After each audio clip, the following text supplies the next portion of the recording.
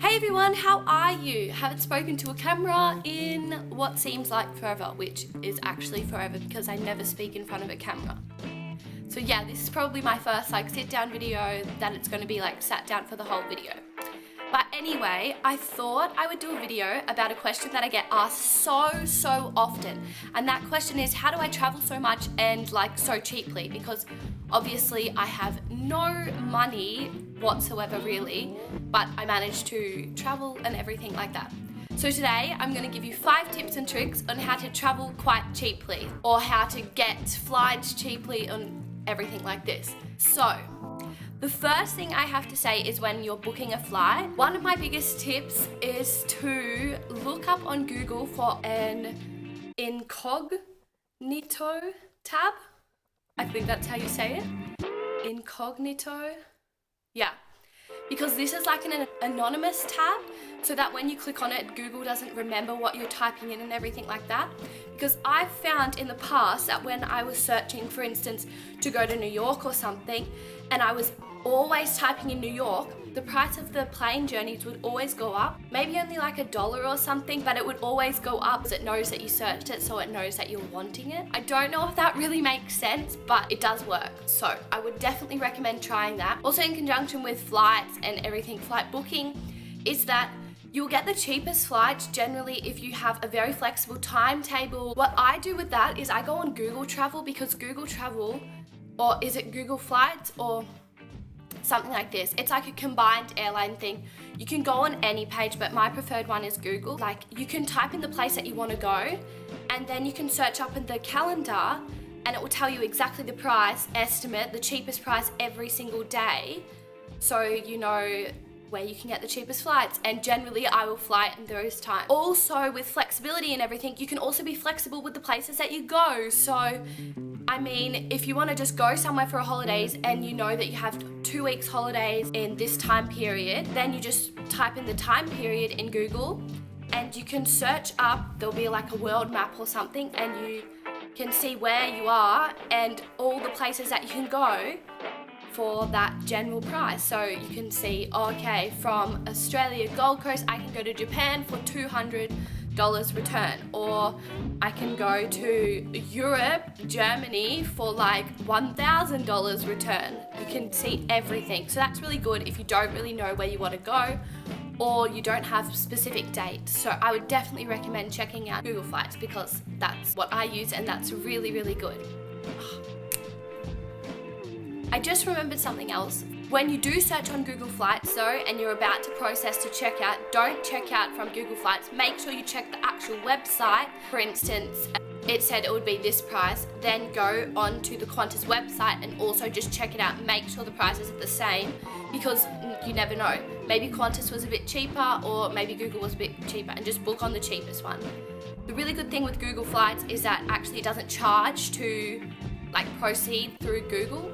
Whereas I know if you go on Webjet and everything like this, it does put an extra fee up on it, so the flights are a little bit more expensive. My second tip is that if you're in Europe particularly, it's a lot cheaper to go with buses, or there's this really cheap airline called Ryanair that has the cheapest flights, no doubt. I cannot explain how cheap they are. I've gone to London return for $25. That is crazy. Yeah, but generally the prices for flights are they're not expensive, but the buses are much cheaper. That's if you have the time, because buses can take up to they can take a whole day to go through. But if you have the time, I would definitely recommend that. The bus company that I always go through is called Flixbus, I think. Yeah, and they're really good. They have Wi-Fi on board. Both the bus drivers that I had are really good. But like I said, sometimes it takes a long time. But also, in saying that, sometimes the buses are really expensive, so do always check the better options first. So do always check planes, trains, and then last option, buses. But generally speaking, the buses will be cheaper.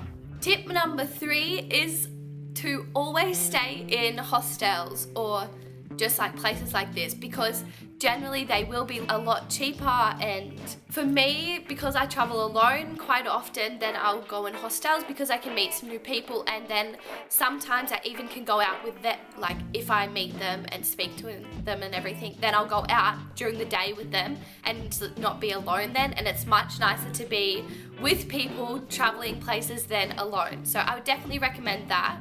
Tip number 4 is, if you do and if you can and if your friends want to, then I would always suggest to go on trips with friends, because for instance, if you get like a hostel 2-person place, it could be about 50 to 100 euro a night, depending where you're staying. And this is just from my experiences here in Europe. But then if you're 2 people like there, then you can split the price and it's not as expensive. Yeah, that's just common sense, but I just thought I would add it in there because, yeah, sometimes people forget. Yeah. And my last tip, tip number 5, would be to always research your place before you go there. I found when I went to New York and I researched it a lot in depth, I found that there were days that the museums were free and like free tours. There's so many free tours around the place. Every city you go to, you could search up a free tour. Like when I was in New York, we had a tour for 6 hours and technically speaking, it was free. Like we tipped, obviously, but you don't have to tip. But I mean, it's just polite if you do tip, because I mean, that's 6 hours of his day and he does this for a living. So yeah, just always research, because you can find times that are better to go places, cheaper prices. When you book it, like when you research, you can book in advance for some things and then the things are cheaper. Yeah, always do your research on a place when you go there. So yeah. I will just add as well that another reason why I can travel so much and do so much in Europe is because actually I'm au pairing over here at the moment, so my accommodation and food paid for, and I also get paid. But in saying that, I do work a lot of hours a day. I work up to probably 8 hours a day. I mean, it's fun for me to work with children, so it's no hassle, I guess. But I just wanted to mention that because, yeah, that's a big part of how I do travel so often as well.